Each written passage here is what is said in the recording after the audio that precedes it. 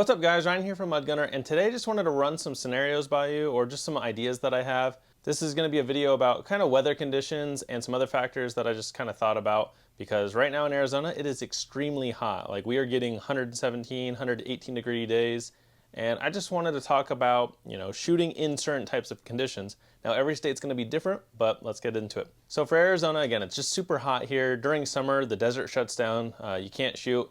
And part of that is, one, people can have medical emergencies a lot more frequently.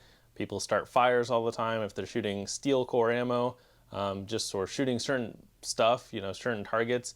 They can create sparks and light the desert on fire. That happens every single year. I know our news probably doesn't get to every state, but every single year there are multiple forest fires. People that live in Arizona, they have to deal with it. I personally witnessed it happen this year by idiots shooting tannerite in the middle of the desert, and it was like 90 degrees outside, and they started a fire out in the desert, and I called the fire department because they spent like 30 minutes trying to put it out, and yeah, they just weren't containing it very well. So yeah, it's a big thing here in Arizona, but I know in other states you may not have to deal with heat, but maybe you have to deal with consistent rain or consistent cold. So I wanted to talk about shooting in these types of conditions because I do think there's a benefit to it.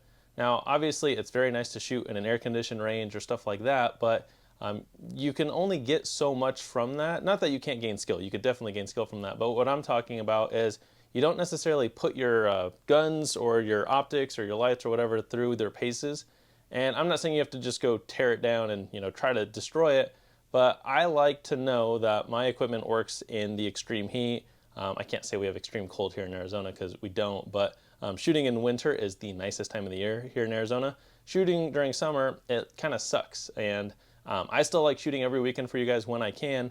I do like shooting in the heat even though it's extremely hot. My camera or my phone that I record with always overheats, so I mean, we get like a couple minutes of shooting, then the phone overheats, got to let it cool down. But during the time, like the off video time, we're still training, we're still shooting, and it's nice to know, like at least with the guns and optics I buy, because I feel like I buy nicer stuff, I've never had any heat related issues with my guns. Now there are definitely things you pick up when shooting in those types of conditions. Like if you guys watched my IDARM video last week, which was a rifle match I did, you'll notice I put tape on the top of my ACOG here on my SCAR 17, and that's something I knew ahead of time that I would need to do, so I brought electrical tape with me.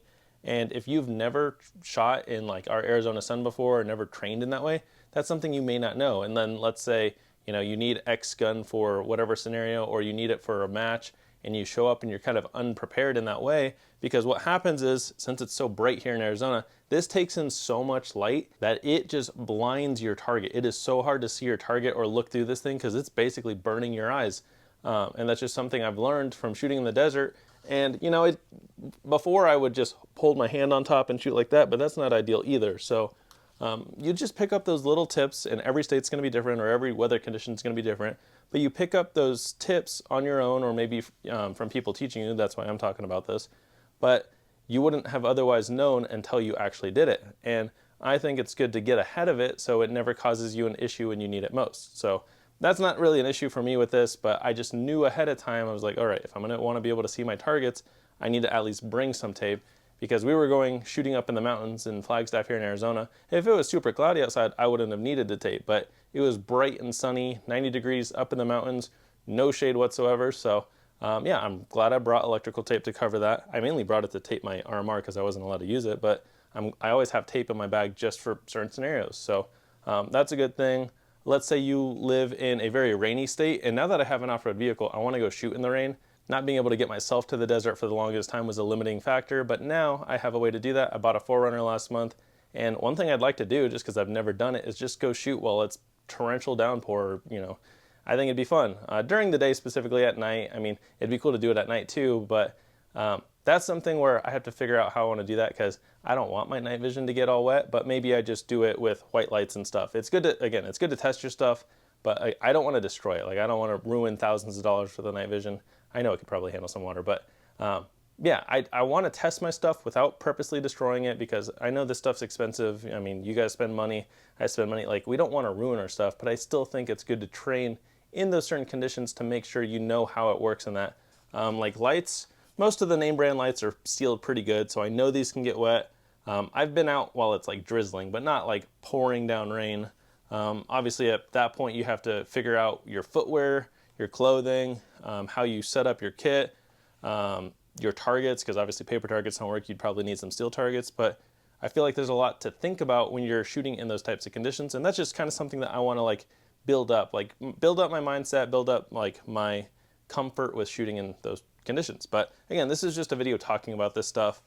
For you guys that live where it snows all the time and you're shooting in the snow, I live in Phoenix. There's no snow, but maybe I could drive 3 or 4 hours up north one of these years, or maybe this winter, and go shoot in the snow, see what it's like, because I've never done it. Off the top of my head, picture-wise, I could picture optic batteries not lasting as long, because that's one thing. Extreme cold, extreme heat can affect your batteries. I don't feel like my batteries die very often. Like with EOTechs and stuff, they can. But I shoot so many different guns that they're not in the sun long enough to really cook the batteries in like a month or so. But if I brought one gun out every single weekend and shot it in the sun, in the heat, yeah, that battery's probably going to drain faster. And then that's where, stuff that doesn't take batteries is nice. And then again, back with the rain, let's say you're shooting in the rain. I've seen videos of this and I watch a lot of other YouTube videos. And I know some people, specifically with like magnified optics, like this EOTech again, if it's foggy or rainy, you have 4 panes of glass that can all build up debris, build up water droplets. And when you like line all of them up, it'll make it hard to see your target, to see what you're shooting at. So again, it's just something to think about. I've never experienced that, but I have experienced like dirt on this because I've left, if this is in my bedroom as my bedroom gun, each like pane of glass, well, mostly the top ones, they'll get dust on them. And when you're looking just through it, not a big deal. But then when you compound all of it together, it might be a little blurry. So again, just things to think about.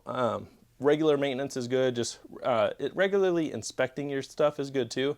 Make sure it still works, make sure batteries are charged, make sure your optics are on. I've definitely pulled guns out of the safe that have been sitting there for a while, take them to the range without really checking the battery, and I'm like, oh, well, the battery's dead. But I also keep batteries with me, so just lots of things to think about. And I know there's a lot of like really experienced guys that watch this channel, so I know you guys know what you're talking about and know what you're doing, but for the people that don't necessarily know that, this is just to give you guys ideas, maybe write stuff down to, just build up the memory on. Obviously, there's a lot that goes into this. You're not going to remember it all at once. I forget stuff all the time because it's just so much to learn, so much to remember, and always take account. But that's why I like talking about it. I like sharing it, and I think it's good content because I know there's a lot of great YouTubers out there, but I don't feel like every YouTuber talks about the small details. They might mention it in like one of their videos, but like that's why I want to dedicate this video to it. So it's something that you can look up or reference to someone else. But yeah, just something I wanted to talk about. And then, yeah, like I brought out a couple different optics. So we have ACOG, EOTech, a magnifier. I brought out scope. So we have LPVO. This is a 1:6. But yeah, just, when you're shooting in certain conditions and doing rifle matches and different drills with different optics, it's a good way to figure out what you like and what you don't like. I like LPVOs. For the tactical games that I've done 2 of them. I only use an LPVO because I know that we're shooting at kind of smaller targets, and accuracy really counts on that. So that's why I like LPVOs. And then their whole goal is to get your heart rate going, so you have to control your breathing and everything. But yeah, so it doesn't just come down to the weather or whether it's day or night or anything like that. It comes down to how your body reacts under certain conditions. And again, it's hot here in Arizona, so when I did that, it's a very hot setting. But again, if you're shooting in a very rainy setting, something to think about would be, do you have a way to clean your lens quickly to take a shot or something? Because if you can't see the target, but you're required to shoot the target, I mean, that could be difficult for you. And that's something that I've never really thought about. I was just kind of thinking about it on the spot right now. But just keeping that on your kit or however you want to do it, just a way to clean your lens really quickly so you could shoot, so it's not fogged up. I do think there is a reward with buying nice stuff. Like I know I have some name brand optics, and it really is what makes me happy, but I know there's guys that buy like the Amazon specials, the eBay specials, the sub $100, $200 stuff, and they enjoy it. And I think that's great. Like I have nothing, maybe I have a little bit against it. I don't have much against it, but my thing would be, people that buy stuff like that, or some of the guys that have stuff like that, they may not really put it through its paces or ever put it in a situation where it could fail them. So in their mind, they feel safe with it. But in my mind, I feel like I do enough, complex shooting or drills, matches, whatnot. And I'm out in the sun enough. I plan on, shooting in the rain at some point, shooting in different conditions where I don't want the bad thought of my optic failing to, be an issue, or if it ever drops. Because even just when I went up to the mountain last week to shoot, I had to verify zero. My zero was a little off on my ACOG on that, but I was also shooting different ammo than what I zeroed with. So yeah, there's a lot to think about, a lot of things to constantly stay on top of and make sure you're ahead of, so it doesn't bite you in the butt later. Because I felt like my accuracy with the targets, yeah, I was having some misses here and there, but the gun was zeroed, and I was able to zero it quickly in the morning before we were shooting, because going up to the mountains can affect your zero. The temperature can affect your zero, time of year, all that stuff. So yeah, I know I'm just rambling, but again, these are all just topics that I wanted to talk about. And besides the gun side of it, now that I have an off-road vehicle, I'm thinking about all these same scenarios with that, like how it performs in the extreme heat, when it's going to be snowing, when it's raining, when it's muddy, all that stuff, because I want to take that vehicle into all those conditions and then ideally shoot in all those conditions, because I'd like to just try it out. Some of it might be hard to get content for you guys, because these mics, they do not like moisture. The one time or two times I've taken them out, when it was just done raining or when it was really muggy outside, they got really staticky for about 2 days because they just absorb too much moisture. So when I do that, at some point, I just need to figure out how I want to record it, because shooting is a little bit different than recording for YouTube. So if you guys have recommendations for camera equipment surviving rain, water, anything moisture related, let me know, because that would help me out. But yeah, gun wise, I don't feel like I've ever had any weather related malfunctions. I have let some guns get dirty to the point where they weren't shooting, but then it comes down to I just have cleaning supplies on me, quick, like the oil wipes, so you're kind of cleaning it and oiling it at the same time. Stuff like that's helped. I use one of the tear down cleaning rods too to get stuck casings out of the gun, so you're not trying to peel it out from the back, you just hit it from the front, get that out. So yeah, I've worked through malfunctions in just normal weather and the hot and the heat here in Arizona, but I haven't had like mud related malfunctions, water related, snow related, any of that. Cold related, it'd be kind of interesting to have a cold related malfunction. I liked watching all of Grantham's extreme weather tests, so yeah, just constantly thinking about different scenarios, and not even just like self-defense scenarios, but like scenarios with weather, all those conditions. Yeah, like batteries, like I store extra batteries on most of my guns. I have chargers with me. But yeah, I think that covers most of what I want to talk about. I'm trying to think if there's anything else. I'm sure there's things I'm missing. Comment down below if there's anything that I missed as far as like weather related, gear related.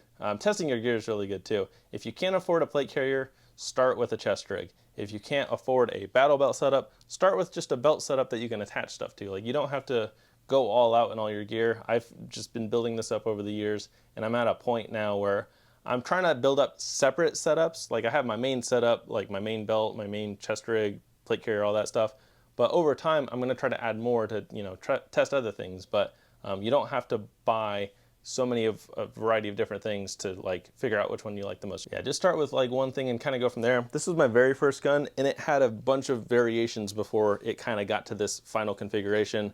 I think this is the third EOTech I have on there, not because they were bad, but just because I started out with a low mounted one and then a higher mounted one, and then I got this magnifier combo set. So, and then lights, I had an Enforce light on here, and then another Surefire light, and now the turbo. So over time stuff gets better, but while I have like the lower price point stuff on there, I'm still training with it, still getting accustomed to it, so it does me well. But yeah, thank you guys for watching. Again, if I missed anything, comment down below. If there's any other topics you want me to talk about, let me know, because I'm always looking for video ideas. I think we're just over 210 something videos in a row. Also, we hit 40,000 subscribers on Wednesday of last week, so thank you guys for that. That's awesome. I'm glad we're growing the channel, and yeah, I look forward to getting to 50K, and let's keep going. So yep, stay tuned for my next video and tomorrow's viewer videos, so stay tuned for that one. That one's gonna be cool.